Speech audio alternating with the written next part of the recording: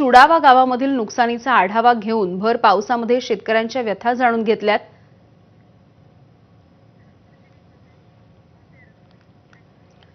तिकडे सोलापूरमधल्या माढा तालुक्यामध्ये कृषी मंत्री दत्तात्रय भरणे यांनी नुकसानीची पाहणी केली आहे। उंदरगाव इथल्या शेतामध्ये गुडघाभर पाणी साचलं।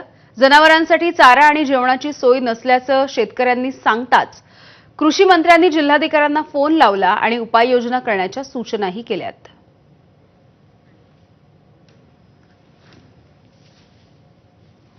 आज आपल्या सगळ्या राज्याचा जर विचार करायचा झाला तर 94 लाख एकर शेती पिकाचं नुकसान झालेलं आहे। आणि सोलापूर जिल्ह्याचा जर विचार 3 नंबरला सोलापूर जिल्हा आहे।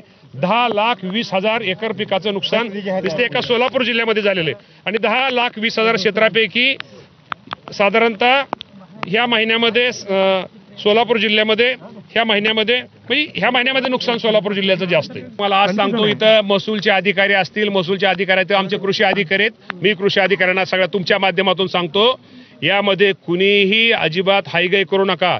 या अतिवृष्टीमुळे ज्या माझ्या शेतकऱ्यांचं जे नुकसान झाले, म्हणजे तुम्ही गायी पशुधन वाहून गेला असेल, मनुष्यहानी झाली असेल, विहिरीमध्ये पाणी गेलं असेल, ऊसाचं असेल, पिकांचं असेल, फळबागांचं असेल किंवा HP पंप वाहून गेले असतील, म्हणजे सगळंच ह्याच्यामुळं जे नुकसान अतिवृष्टीमुळे झाले त्या सर्व नुकसानीचं पंचनामा महसूल विभागाचे आणि आमचे अधिकारी करतील आणि त्यामध्ये ज्यांचं नुकसान झाले त्यांना नुकसान भरपाई राज्य सरकारकडून दिली जाईल। कॅमेरा पर्सन विकास दिवस आफताब शेख, ABP माझा, उंदरगाव, माढा।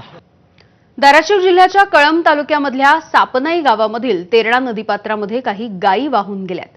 गायी वाहून जात असतानाची दृश्य सुद्धा समोर आली आहेत।